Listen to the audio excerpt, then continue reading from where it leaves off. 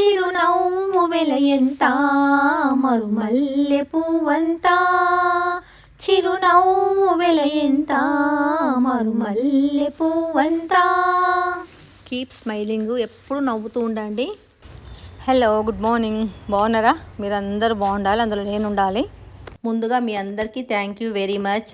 నా వీడియోలు చూస్తూ నన్ను ఎంకరేజ్ చేస్తున్నందుకు థ్యాంక్ యూ వెరీ మచ్. ఈరోజు మళ్ళీ ఒక కొత్త రెసిపీతో మీ ముందుకు వచ్చిన కీరాతో కీర్ చేసుకుందాం. కీరాతో కీర్ మామూలుగా పైన కొన కట్ చేసి ఇది నీట్గా వాష్ చేసి పెట్టుకున్న కట్ చేసిన ముక్కతో ఇట్లా రుద్దుతే దీనికి ఉన్న చేదంతా వచ్చేస్తుంది.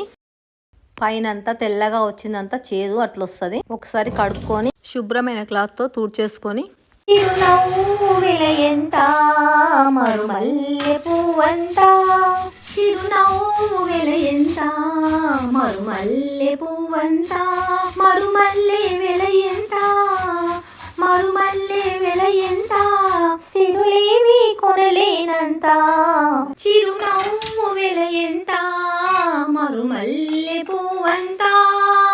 స్టవ్ వెలిగించుకొని ఒక ప్యాన్ పెట్టుకొని మనకి ఇష్టం వచ్చినంత నెయ్యి వేసుకోవాలి. నేను ఒక 4 టీ స్పూన్ల నెయ్యి వేసిన. దీంట్లో మనకు నచ్చిన డ్రై ఫ్రూట్స్ వేసుకోవాలి. నేను ఇక్కడ చిరంజి, కిస్మిస్, సన్ఫ్లవర్ సీడ్స్, పంప్కిన్ సీడ్స్ వేసి అన్నీ ఒకసారి మంచిగా కలుపుకోవాలి. లో ఫ్లేమ్లో వేయించుకోవాలి. డ్రై ఫ్రూట్స్ అన్నీ వేగేలోగా మనము మిగతా కీరా ముక్కను కూడా తురిమేసుకుందాము. వాటర్ ఎక్కువ ఉండే వెజిటేబుల్ కాబట్టి హెల్త్కు చాలా మంచిది. ఒబిసిటీ దగ్గర చాలా హెల్ప్ చేస్తుంది. డ్రై ఫ్రూట్స్ అన్నీ మంచిగా వేగిపోయినాయి. ఇప్పుడు మనం తురిమి పెట్టుకున్న కీరానంతా ప్యాన్లో వేసి మంచిగా కలుపుకుంటూ కీరాలోని వాటర్ అంతా డ్రై అయిపోయేట్టు వేయించుకోవాలి.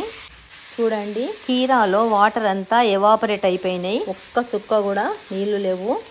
ఈ విధంగా మంచిగా డ్రై అయ్యేట్టు వేయించుకోవాలి. కీరా తురుమంతా మంచిగా వేగిన తర్వాత ఒక 1/2 లీటర్ పాలు పోస్తున్నా. చిక్కటి పాలు ఇవి, కాచి చల్లార్చిన పాలు పోస్తున్నా.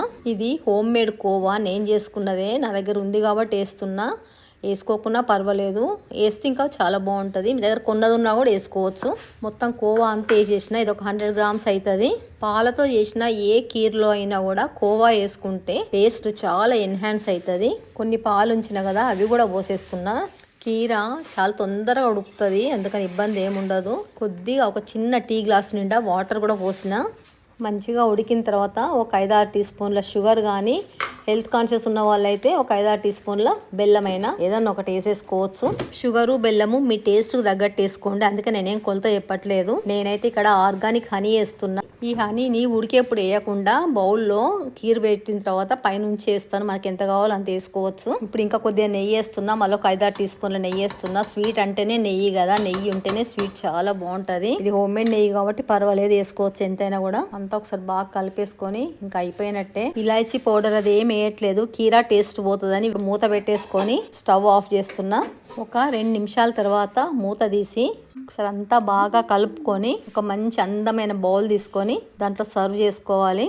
లైట్ గ్రీన్ కలర్తో చూడడానికి ఎంతో మంచిగా అనిపిస్తుంది కదా. ఇప్పుడు మనకు మన టేస్ట్ తగ్గట్టు హనీ వేసుకోవాలి. నేనైతే అందాదా ఒక 4-5 టీ స్పూన్లు వేస్తున్నా. ఒక టీ స్పూన్ తీసుకొని కీర్లో హనీ అంతా కలిసేట్టు కలిపేసుకోవాలి. చూడండి, క్లోజప్లో చూపిస్తున్నా, ఎంత బాగుంది. నచ్చిందా మీకు? ఒక్కసారి ట్రై చేయండి, చాలా బాగుంటుంది.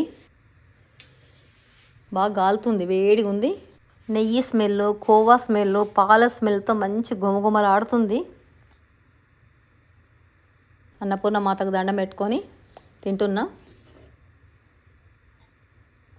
అబ్బా, అసలు చెప్పలేని టేస్ట్ మటుకు అల్టిమేట్. అసలు చాలా అంటే చాలా బాగుంది. తప్పకుండా ట్రై చేయండి ఒక్కసారి. కీరాతో కీర్ అనేది ఫస్ట్ టైం చేసిన, సక్సెస్ అయిపోయినా. చాలా బాగుంది. వీడియో నచ్చితే లైక్ చేసి సబ్స్క్రైబ్ చేసి బెల్ కొట్టి ఆల్ ఆప్షన్ పైన క్లిక్ చేయండి. వీడియో మొత్తం చూసినందుకు థ్యాంక్ యూ వెరీ మచ్.